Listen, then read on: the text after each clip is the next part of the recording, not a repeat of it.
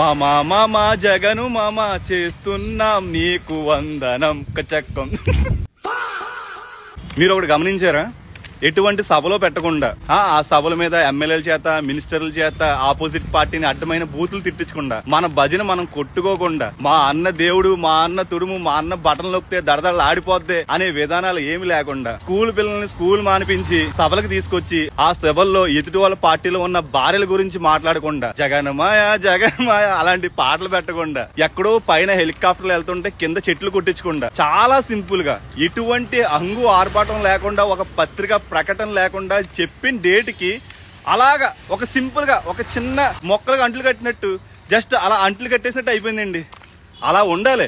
అంతేగాని పథకం ఇస్తున్నామని చెప్పి ఎప్పటి నుంచో వారం 10 రోజుల నుంచి డొప్పు, మా అన్న తోపు, మా అన్న తురుము, మళ్ళీ సభల్లో ఆలేళ్ళ ఫోటోలు పెట్టి బాక్సింగ్లు చేయించడం, పిల్లల ముందు పిల్లల గురించి మాట్లాడడం, ఈ రోజా కొడాల నాని చేత అడ్డమైన బూతులు తిట్టించడం, అలాంటివి ఏమైనా ఉన్నాయా? సింపుల్ గా అబ్బా భలే చేశారండి.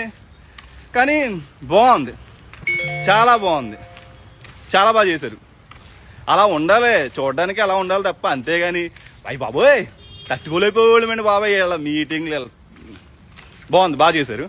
బట్ మాలాంటి వాళ్ళకే అసంతృప్తి ఉంటుంది, అవన్నీ మీకు తెలిసిందే.